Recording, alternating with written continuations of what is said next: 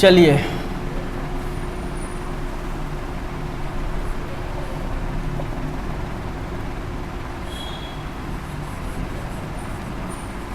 Meaning of all letter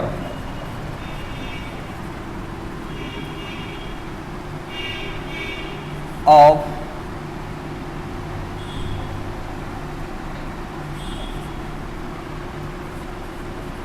physics, भौतिकी के सभी अक्षरों का अर्थ। ठीक है, फिजिक्स के सभी लेटर का क्या मीनिंग है? फिजिक्स कैसे लिखते हैं? PHYSICX।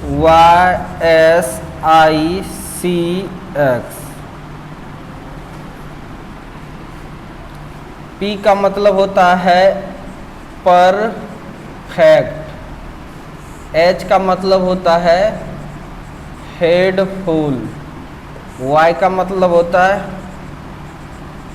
ईयरनिंग, S का मतलब होता है सेंसेबल, I का मतलब होता है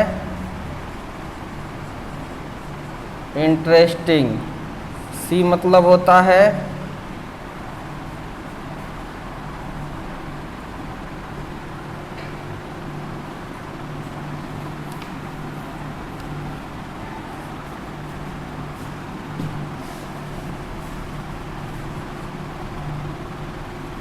चैलेंजेबल, S मतलब होता है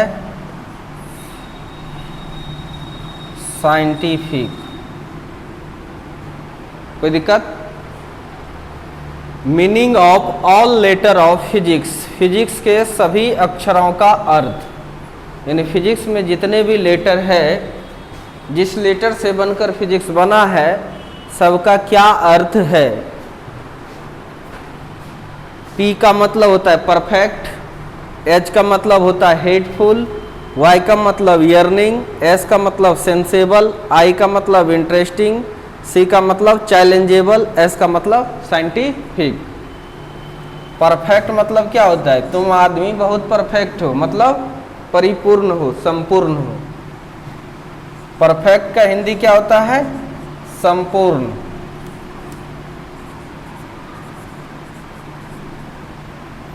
हेडफुल मतलब, हेड मतलब मस्तिष्क,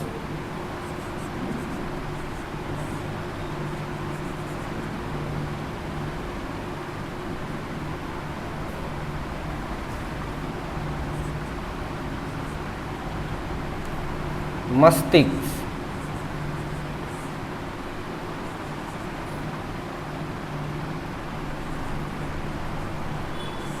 ईयरनिंग मतलब इच्छा से। सेंसेबल मतलब हाउस में आकर। इंटरेस्टिंग मतलब है रुचि, रुचि के साथ, रुचि के साथ। चैलेंज मतलब चुनौती, चुनौती। स्वीकार करके।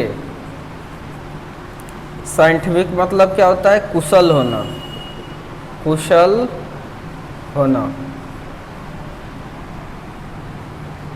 ठीक है, फिजिक्स के सभी लेटर का क्या मतलब है? एक बार देख लो फिर लिखना। परफेक्ट मतलब होता है संपूर्ण, हेडफुल का मतलब मस्तिष्क से, ईयरनिंग मतलब इच्छा से, सेंसेबल मतलब हाउस में आकर, इंटरेस्टिंग मतलब रुचि के साथ, चैलेंजेबल मतलब चुनौती स्वीकार करके, कुशल होना। यानी फिजिक्स जब पढ़िएगा तो आधा मता से नहीं, जब भी पढ़ना होगा तो आपको पूरा दिमाग लगा के। ध्यान दो लड़का, फिजिक्स जब पढ़ना है तो पूरे माथा से, ये नहीं कि आधा दिमाग यहाँ आधा दिमाग कहीं और सोच रहे हैं, तो सीख जाएंगे, नहीं सीखो कभी। संपूर्ण मस्तिष्क से, फूला मस्तिष्क से, वो भी इच्छा से, ये नहीं कि टीचर के डर से या गार्जियन के डर से, नहीं, आपको उसमें इच्छा होनी चाहिए। होश में आकर, बेहोशी की हालत में नहीं। बेहोशी की हालत का मतलब क्या होता है? क्या गए किसी तरह से और यहाँ पर एकदम सब कुछ है, पूरा मस्तिष्क भी लगाने की कोशिश कर रहे हैं, इच्छा भी है, पढ़े, हाउस है ही नहीं समझे? तो हाउस में आकर और रुचि के साथ, यानी इंटरेस्ट ले लेके, जैसे समझाते हैं तो वो समझाने में इंटरेस्ट लेना है, ये नहीं कि होता होगा। जैसे हम इंटरेस्ट लेके पढ़ाते हैं उसी तरह से, ये नहीं कि कुछ बोल रहे हैं अच्छा विवाद,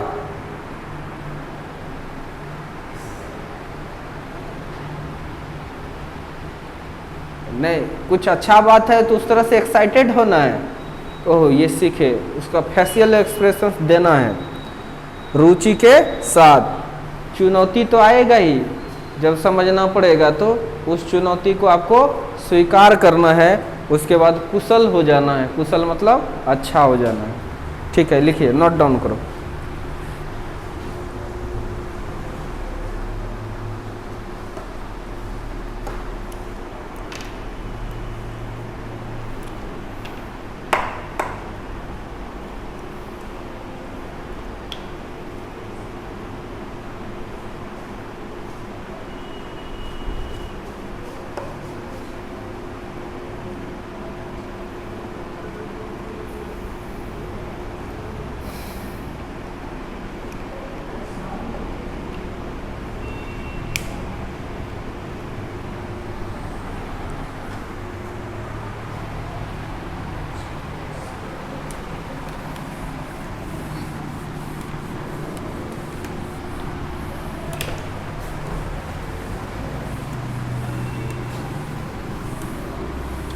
अब हम लोग देखेंगे टाइप्स ऑफ फिजिक्स। फिजिक्स का कुछ और इम्पोर्टेंट सब डिफिनेशन बताएंगे। अब हम लोग देखेंगे types of physics.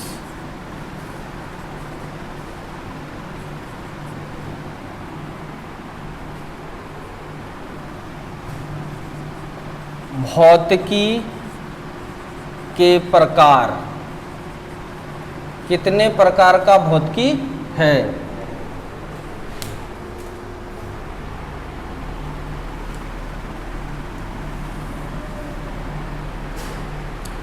Types of physics, physics कितने प्रकार का होता है? कोई भी चीज को जब हम लोग कैटेगराइजेशन करते हैं, बांटते हैं, कोई भी चीज को कैटेगराइजेशन करते हैं, यानी उसको जब बांटते हैं, उसको कई एक तरह से बांट सकते हैं।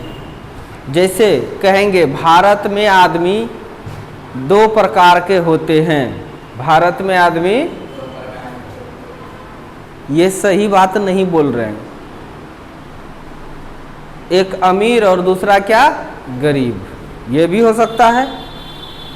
एक कहेंगे 5 फीट से ऊंचा, एक 5 फीट से नीचा, समझ में आ रहा है कि नहीं? ये भी प्रकार हो सकता है, समझ में आ रहा है कि नहीं? कहेंगे कोई स्वस्थ आदमी है और दूसरा बीमार, समझ में आ रहा है कि नहीं? कितना प्रकार हो सकता है? बहुत प्रकार से। लेकिन कोई स्वस्थ और कोई बीमार, ये जो बांटे हैं भारत के आदमी को, कोई स्वस्थ है और कोई बीमार, ये स्वास्थ्य के आधार पर बांटे। किसके आधार पर? एक जो बोले 5 फीट से ऊपर और 5 फीट से नीचे, वो हाइट के आधार पर बांटे थे। समझ में आ रहा है कि नहीं? समझ में आ रहा है कि नहीं? और एक जो बांटे थे, एक अमीर और गरीब, वो इनकम के आधार पर बांटे थे। यानी एक ही चीज का कैटेगराइजेशन, सेम चीज का कैटेगराइजेशन आप डिफरेंट तरह से कर सकते हैं। डिपेंड करता है आप किसके आधार पर बांट रहे हैं। तो फिजिक्स का टाइप पढ़ेंगे, किसके आधार पर? प्रश्न ये उठता है, समझ में आ रहा है कि नहीं? एक वस्तु के आकार के आधार पर पढ़ेंगे, समझ में आ रहा है कि नहीं? एक समय के आधार पर, कि पहले, अब और आगे नहीं, यानी टाइम के आधार पर फिजिक्स को बांटेंगे। फिर एक बेसिक पार्ट उसका देखेंगे हम लोग, यानी 3 प्रकार से फिजिक्स का टाइप्स हम लोग पढ़ने वाले हैं। ठीक है,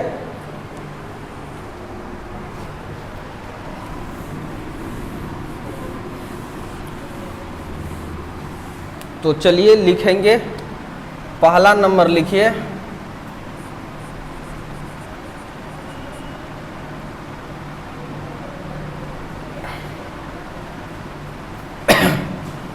पहला नंबर लिखो, on the basis of size, आकार के आधार पर, यानी आकार के आधार पर कितने प्रकार का फिजिक्स है ये पढ़ेंगे। फिर दूसरा number, on the basis of time, समय के आधार पर कितने प्रकार का फिजिक्स होगा। और तीसरा और पढ़ेंगे हम लोग, ऑन द बेसिस ऑफ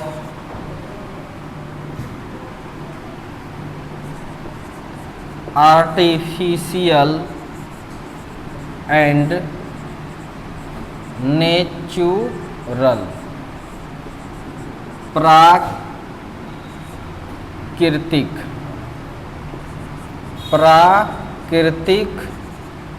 एवं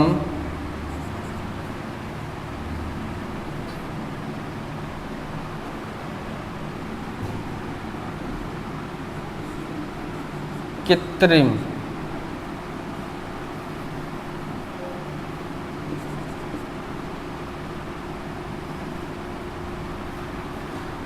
प्राकृतिक एवं कृत्रिम के आधार पर भौतिकी, यानी तीन तरह से हम लोग फिजिक्स का कैटेगराइजेशन करेंगे। एक साइज के आधार पर, दूसरा समय के आधार पर, और तीसरा प्राकृतिक एवं कृत्रिम के आधार पर। ठीक है, साइज के आधार पर तीन पार्ट्स में बांटे हैं, टाइम के आधार पर भी तीन पार्ट्स में बांटा गया है फिजिक्स को, और प्राकृतिक एवं कृत्रिम के आधार पर दो पार्ट में बांटा गया है।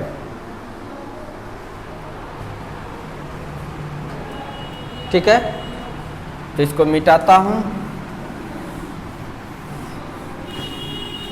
पहला नंबर देखिए, हेडिंग लगाइए, on the basis of size, और इसमें लिखिए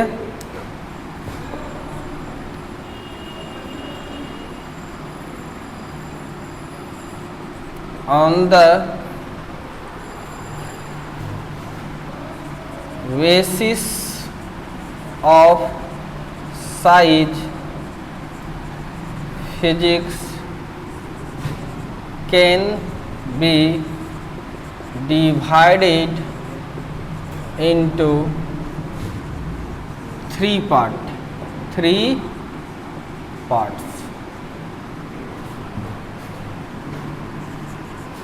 आकार के आधार पर भौतिकी को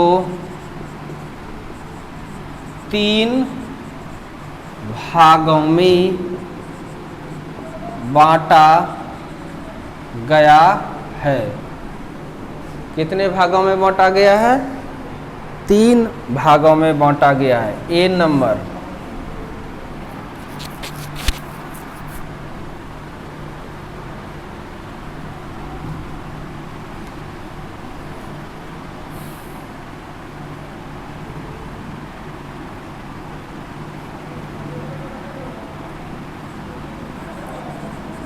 क्वांटम फिजिक्स। क्वांटम फिजिक्स का मतलब है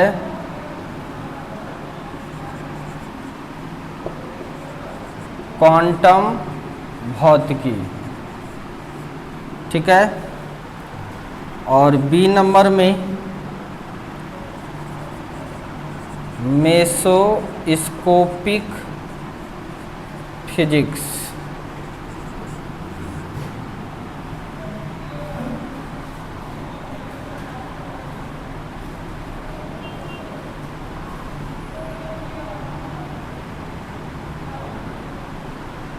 इसका हिंदी नहीं है। चलिए सी नंबर, क्लासिकल, किसी का हिंदी नहीं है। क्वांटम का हिंदी भी क्या है? क्वांटम है। ठीक है, इसलिए इसको इंग्लिश में ही देखना है। रटना नहीं है, ये सब चीज़ को याद नहीं करना है, केवल जानना है कि फिजिक्स कितने प्रकार का होता है। क्वांटम मतलब क्वांटम का हिंदी कुछ नहीं होता है। ठीक है, क्लासिकल फिजिक्स। 3 तरह का फिजिक्स हम लोग देखते हैं। लिखिए जल्दी से। यानी on the basis of size physics can be divided into 3 parts. आकार के आधार पर भौतिकी को 3 भागों में बांटा गया है। कितने भागों में बांटा गया है? 3। पहला क्वांटम फिजिक्स, दूसरा मेसोस्कोपिक फिजिक्स और तीसरा क्या है? Classical physics. पहला क्वांटम फिजिक्स, दूसरा मेसोस्कोपिक फिजिक्स और तीसरा क्या है? Classical physics.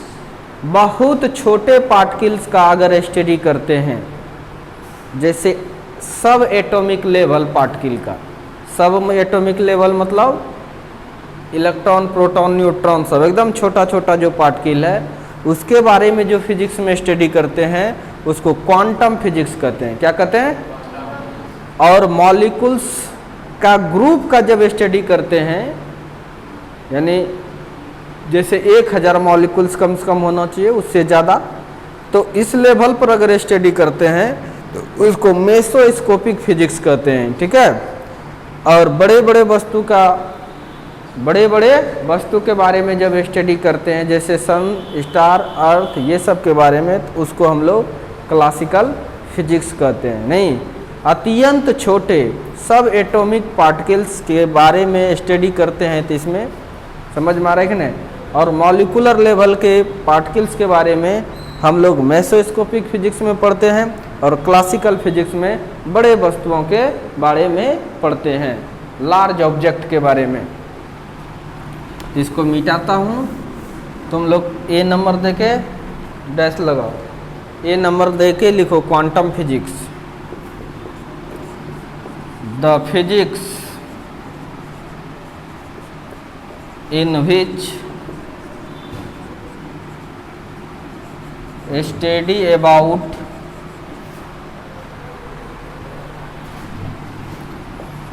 सब atomic level particle is called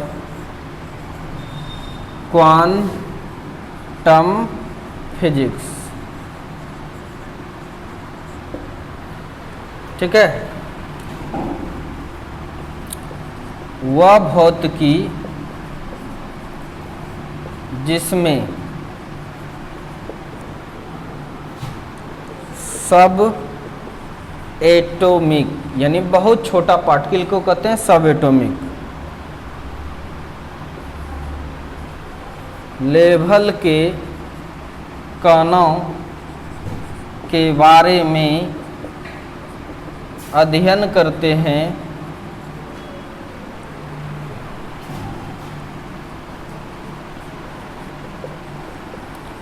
उसे क्या कहते हैं? बोलिए।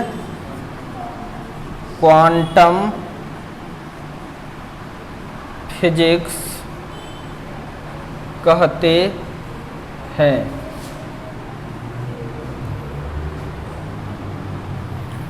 बी नंबर में क्या था? Mesoscopic physics. मेसोस्कोपिक फिजिक्स किसको कहते हैं? The physics in which deals about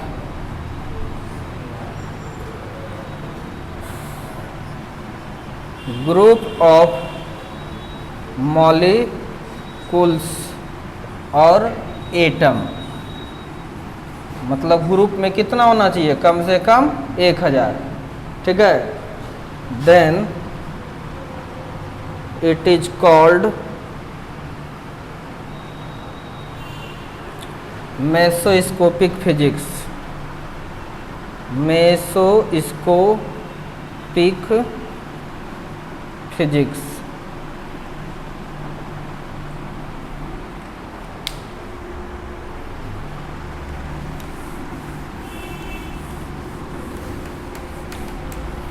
ऊपर मिटा दिया। अब चलो भाई इसका हिंदी, इसका हिंदी यहाँ पे लिख रहे हैं।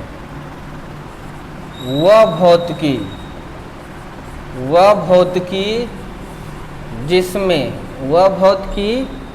जिसमें मॉलिक्यूल मतलब होता है अणु, क्या होता है, एटम मतलब परमाणु। वह भौतिकी जिसमें अणुओं या परमाणुओं के समूह, ग्रुप मतलब समूह, मतलब कितना होना चाहिए, कम से कम 1000 समूह के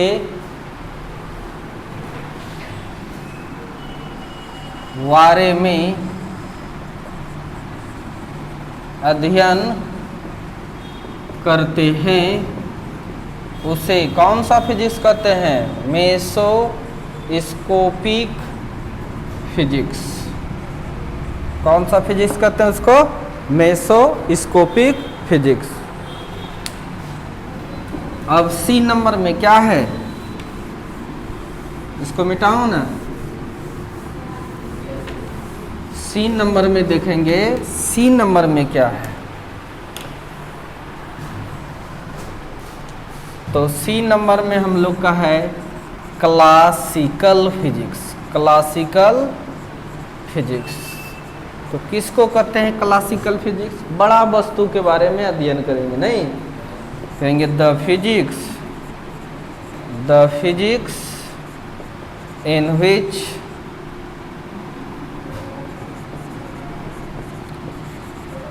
deals about the physics in which deals about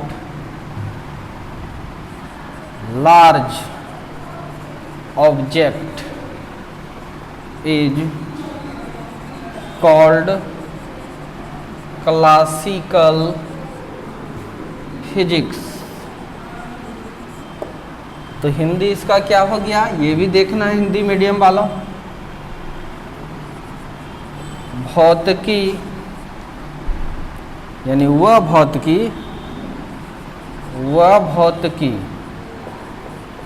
भौतिकी जिसमें बड़े वस्तु के बारे में, किसमें, बड़े वस्तुओं के बारे में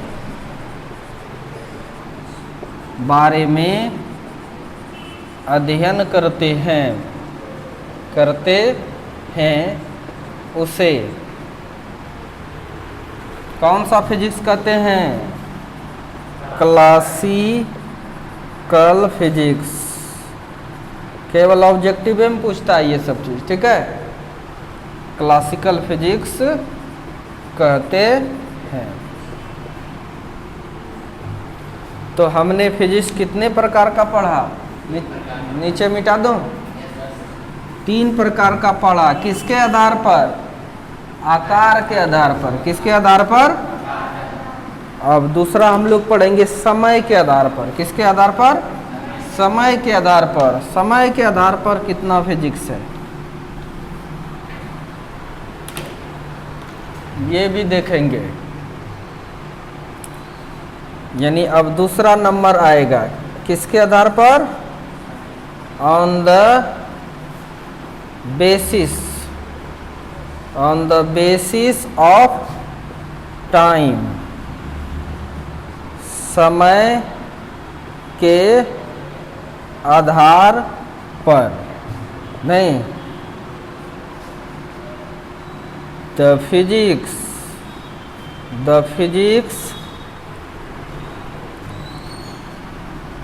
can be divided into 3 parts. 3 parts कैसे? On the basis of time, यानी हम लोग कहेंगे समय के आधार पर, समय के आधार पर भौतिकी को 3 भागों में बांटा गया है। 3 भागों में बांटा गया है। कितने भागों में बांटा गया है? आंसर क्या है हमारा? 3 भाग में बांटा गया है। ऊपर मिटाऊं? समय के आधार पर फिजिक्स को 3 भागों में बांटा गया है। तो लिखते हैं हम लोग, कौन कौन सा भाग होगा?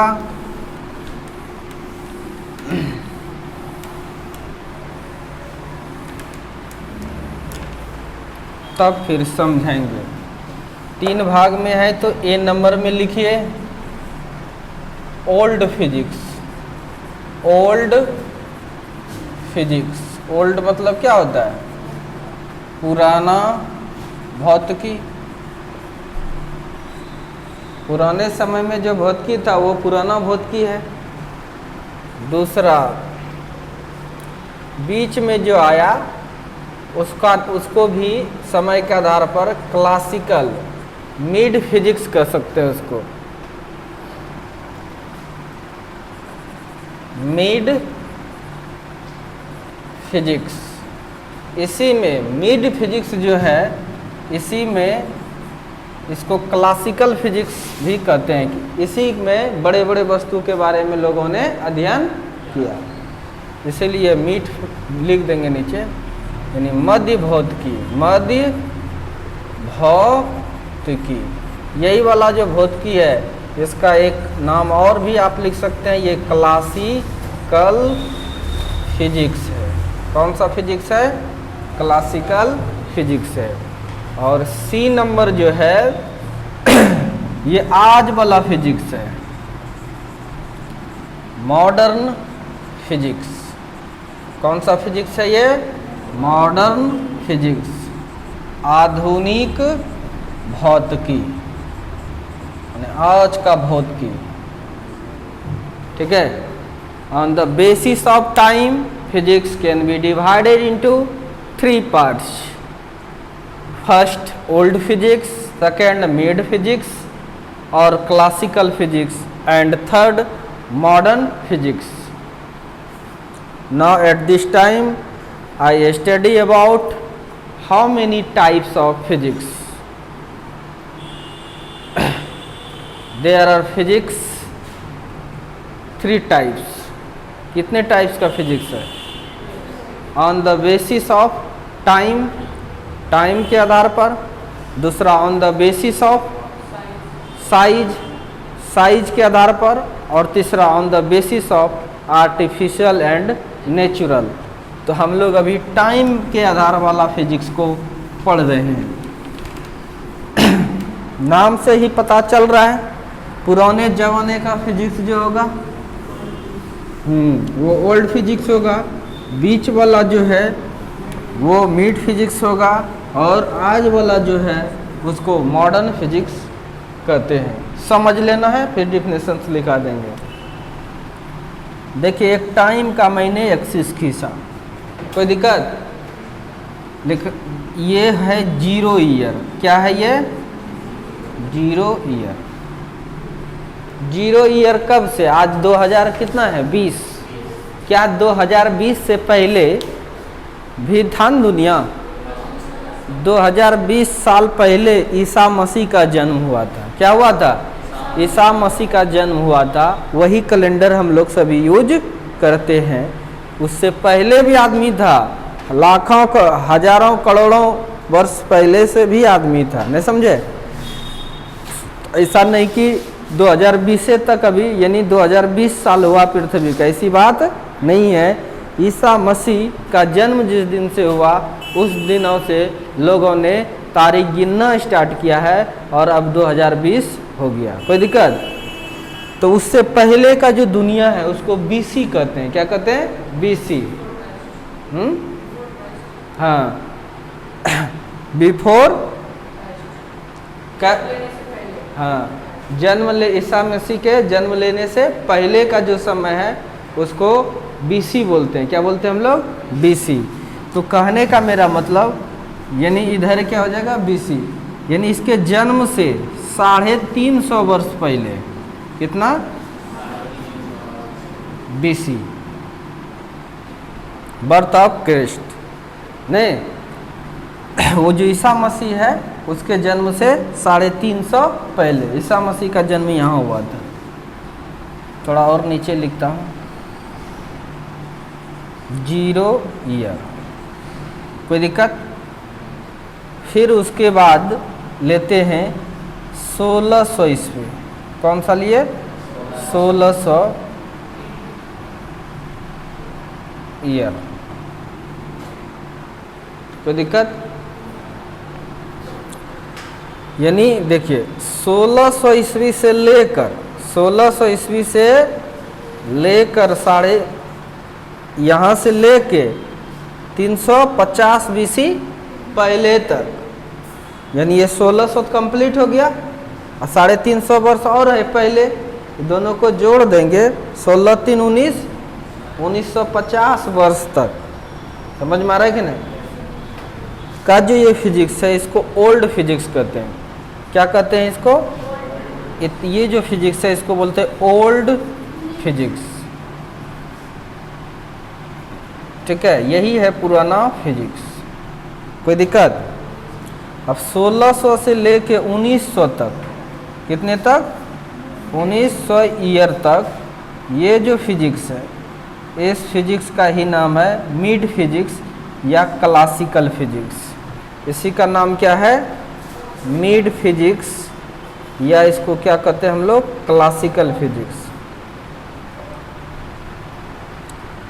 अब 1900 से लेके अभी कितना है? 2020 कितना है? 2020 क्या है? 2020। अभी का जो ये फिजिक्स है ये फिजिक्स मॉडर्न फिजिक्स है। Modern physics. समझ में आ रहा है कि नहीं? इससे पहले कुछ फिजिक्स का कॉन्सेप्ट नहीं था, नहीं मिला है, कुछ भी नहीं।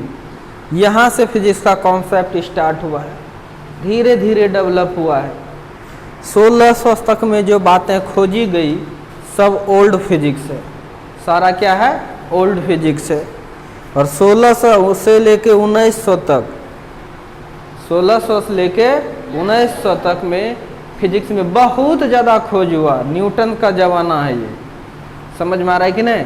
सो फिजिक्स में बहुत खोज हुआ, इसीलिए मिड फिजिक्स को क्लासिकल फिजिक्स भी कहते हैं। क्या कहते हैं? Classical physics. नहीं उसके बाद 1900 से लेके 2020 तक भी खोज हुआ, उसको हम लोग क्या कहते हैं? Modern physics. क्या एक ही साइंटिस्ट हर समय था? इतना दिन तक जिंदा रहता है कोई? ध्यान से सुनो, क्या एक ही साइंटिस्ट हर जगह था? इतना दिन तक जिंदा रहता है साइंटिस्ट? ऐसा नहीं है। इसका मतलब अलग अलग समय में अलग अलग साइंटिस्ट थे। कोई एक साइंटिस्ट नहीं होता है, कोई एक साइंटिस्ट बहुत होता है। जो सबसे ज़्यादा इफेक्टिव होता है उसका नाम ले लेते हैं। नहीं तो ऑब्वियसली है, तुमको अगर पूछेगा जैसे मैथ का फादर कौन है, केमिस्ट्री का फादर कौन है, उसी तरह से फिजिक्स का भी फादर होता है। तो फिजिक्स का फादर कौन है ये क्वेश्चन कहेगा। एक फिजिक्स का फादर कौन है? तो कोई कहता है न्यूटन है। कौन है? न्यूटन। न्यूटन ने पूरा फिजिक्स देखा? ऐसा कोई बात नहीं है। उसका योगदान बहुत ज़्यादा है, इसलिए फादर ऑफ फिजिक्स किसको बोला जाता है? न्यूटन को। लेकिन अगर तुमको कहा ओल्ड फिजिक्स का फादर कौन है, ओल्ड फिजिक्स का फादर जानते हैं कौन है? अरस्तु। कौन है? अरस्तु। ओल्ड फिजिक्स का फादर है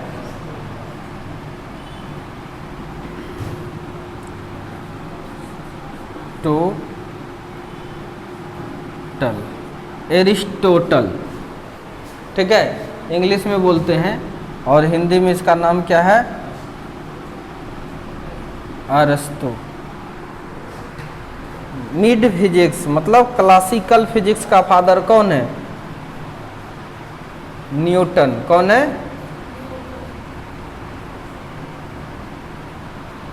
और मॉडर्न फिजिक्स का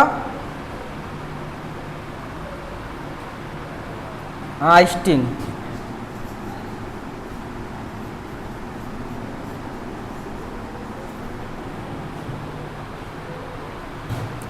आइंस्टीन, आइंस्टीन का हिंदी आइंस्टीन ही होगा।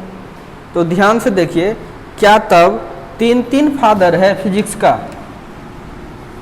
देखो सर, प्रश्न उठता है क्या फिजिक्स का तीन तीन फादर है? फिजिक्स का कितना फादर है? तब तीन फादर है। आंसर है नहीं। सब में फिर देखा गया तो न्यूटन ज़्यादा इफेक्टिव था, इसीलिए नोट करके लिख लोगे, न्यूटन ही हमारा क्या है? फिजिक्स का फादर है। न्यूटन ही हमारा क्या है? फिजिक्स का फादर है। इसके नीचे लिख लेना,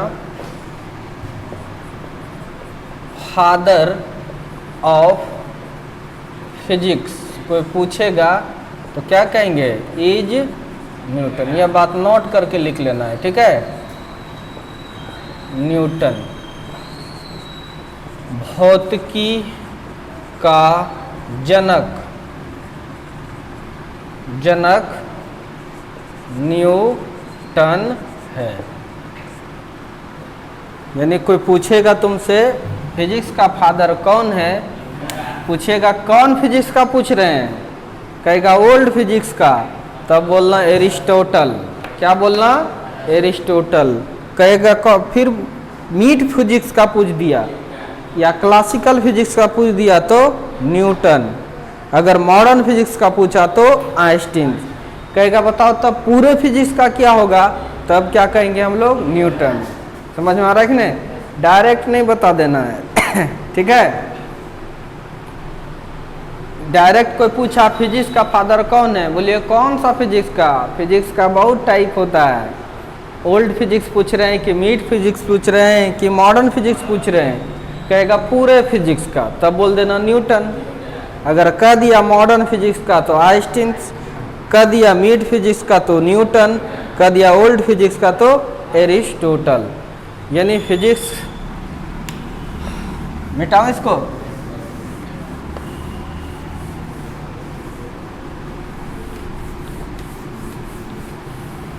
तो पहला नंबर अब ओल्ड फिजिक्स लिखिए। Old physics, old physics. इस ओल्ड फिजिक्स का क्या डेफिनेशन? ए नंबर दो और लिखो, the physics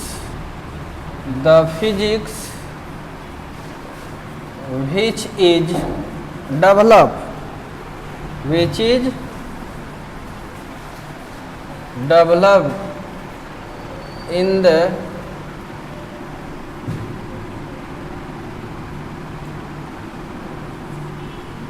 year between 350 BC to 16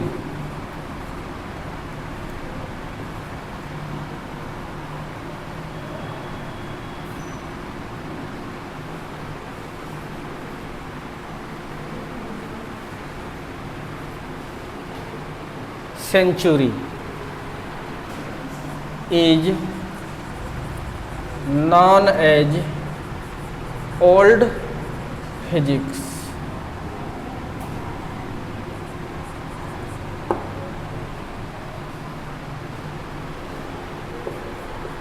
The father of this physics is Aristotle.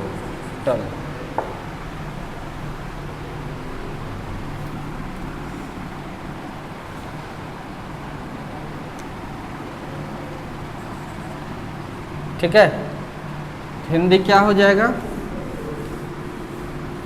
Hindi हो जाएगा वह भौतिकी, वह भौतिकी जिसका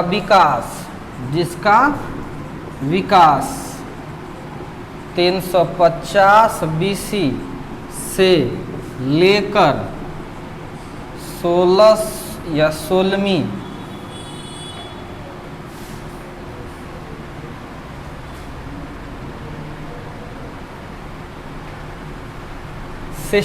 देखिए 1600 लिखेंगे तो ईयर्स लिख देंगे, नहीं ऐसे क्या लिखेंगे हम लोग 16th सेंचुरी, मतलब 16वीं शताब्दी, एक ही बात है 16वीं। ठीक है, वह भौतिकी जिसका विकास 350 BC से लेकर 16वीं शताब्दी तक हुआ है या हुआ था, उस भौतिकी को क्या कहते हैं हम लोग? पुराना भौतिकी कहते हैं, ओल्ड फिजिक्स कहते हैं। कोई दिक्कत? आगे लिखना है अब हम लोग को, इस फिजिक्स का पिता, इस भौतिकी का जनक कौन है? इस भौतिकी का जनक बोलो, हैं? तुरंत देखे, अरस्तु। कौन है? अरस्तु है। दूसरा डेफिनेशन लिख लेगा, 1600 से लेके 1900 ईस्वी तक जो हुआ, इसको क्या कहते हैं हम लोग? Mid physics. 1900 ईस्वी से लेकर आज तक का फिजिक्स, समझ में आ रहा है कि नहीं? तो सबको क्या कहेंगे हम लोग? Modern physics. कोई दिक्कत? तो ये HW रहा। बी नंबर आपका डेफिनेशन अपने से लिखना है।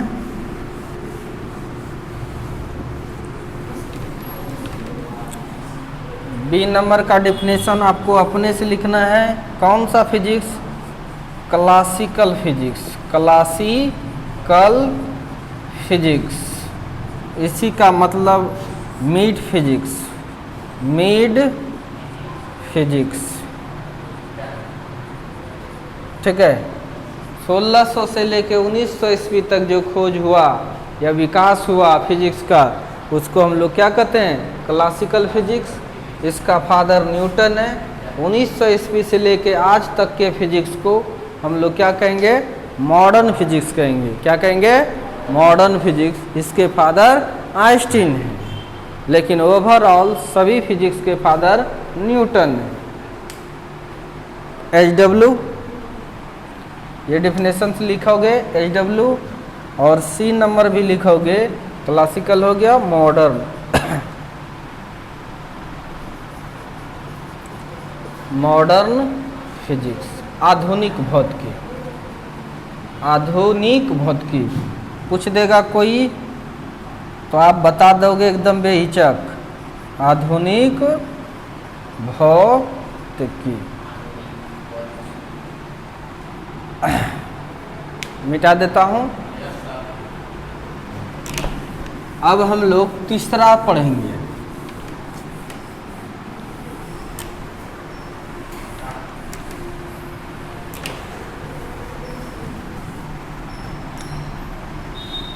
तीसरा नंबर कौन सा फिजिक्स है भाई?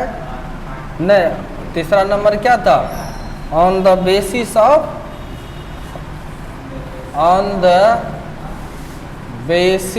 ऑफ क्या?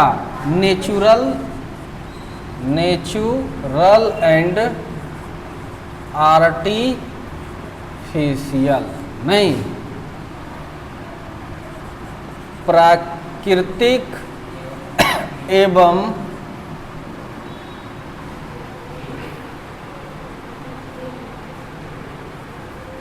कृत्रिम के आधार पर भौतिकी के प्रकार। तो इसके आधार पर हम लोग देखेंगे तो दो प्रकार का होता है। ये कितने प्रकार का होता है? दो प्रकार का। ए नंबर में एक होता है प्योर फिजिक्स। प्योर फिजिक्स मतलब हिंदी में इसको कहते हैं शुद्ध भौतिकी, पूर्णतः शुद्ध भौतिकी है। ठीक है, कौन सा है? शुद्ध भौतिकी। और दूसरा है अप्लाइड फिजिक्स। दूसरा क्या है? Applied physics. अब हम लोग को समझना है क्या है शुद्ध फिजिक्स और क्या है अप्लाइड। अप्लाइड का मतलब होता है आरोपित, आरोपित भौतिकी। तो हम लोग को समझना है क्या है प्योर फिजिक्स और क्या है अप्लाइड फिजिक्स। ध्यान से देखिए, प्योर फिजिक्स में जैसे हम लोग पढ़ेंगे कि पृथ्वी सूर्य के चारों ओर चक्कर लगाती है, ये प्योर फिजिक्स है। नेचर ने बनाया इसको, समझ में आ रहा है ना? यानी पंखा कौन बनाया? आदमी बना दिया नहीं, तो वो भी फिजिक्स है, तो वो आर्टिफिशियल फिजिक्स है। ये मोबाइल कौन बनाया? आदमी ने बना दिया, तो ये सब आर्टिफिशियल फिजिक्स हो गया। नहीं, समझ में आ रहा है कि नहीं? और जो एकदम नेचर है, नेचुरल है, जैसे यहाँ पर इसको छोड़ते हैं तो गिर जाता है, ये नेचुरल है, आदमी नहीं बनाया है। ऐसा सब फिजिक्स जब पढ़ेंगे हम लोग तो इसको कहेंगे नेचुरल फिजिक्स। समझ में आ रहा है कि नहीं? यानी नेचर, नेचर समझ रहे हो ना, जिसको गॉड साइंस में उसको क्या कहते हैं? नेचर। तो हम लोग ए नंबर लेके हेडिंग लगाओ प्योर फिजिक्स। ए नंबर देके हेडिंग लगाओ pure physics.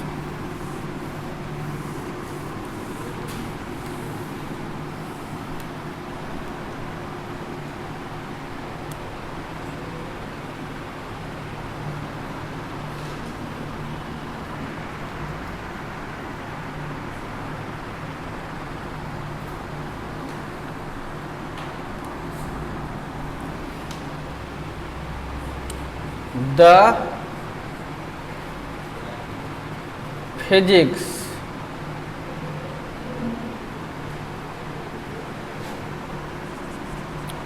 which is prepared by nature is called क्या? Natural physics. समझ में आ रहा है? यानी हम लोग कह सकते हैं वह भौतिकी जिसे प्रकृति निर्मित किया है, उसे क्या कहेंगे हम लोग? शुद्ध भौतिकी कहेंगे। क्या कहेंगे? शुद्ध भौतिकी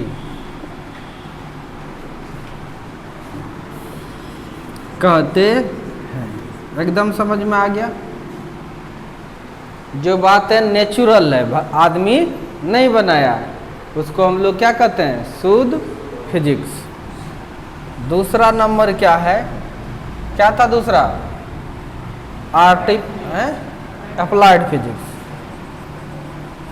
अप्लाइड फिजिक्स जो कॉन्सेप्ट फिजिक्स का कौन दिया है? मानव ने, नहीं, उसी को अप्लाइड फिजिक्स कहते हैं। The physics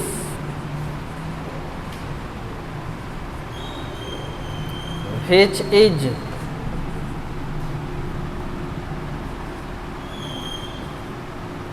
prepared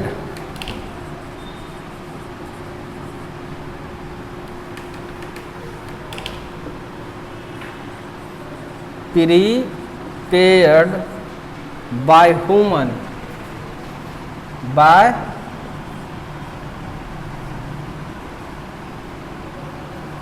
human, then it is called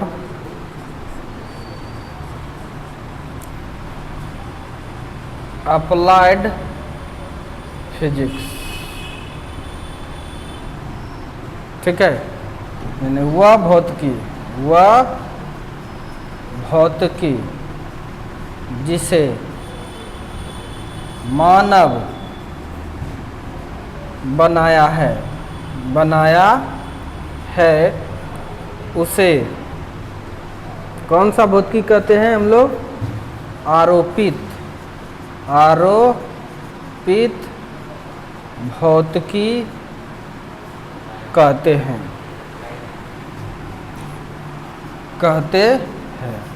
तो आपने देखा फिजिक्स को अलग अलग तरीके से बांट करके, एक बार समय के आधार पर, एक बार साइज के आधार पर बांटे, और एक बार आर्टिफिशियल और नेचुरल के आधार पर बांटे। ठीक है, तो सारा बात हम लोग फिजिक्स का सीख लिए। कुछ और भी डिफिनेशंस फिजिक्स का बताएंगे नेक्स्ट क्लास में, टाइम हो गया।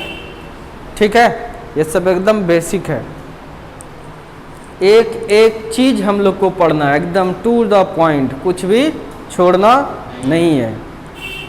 ये सब मैं क्यों ऑनलाइन पढ़ाना चाह रहा था, देखिए what is reason behind it, इसके पीछे का क्या रीजन था।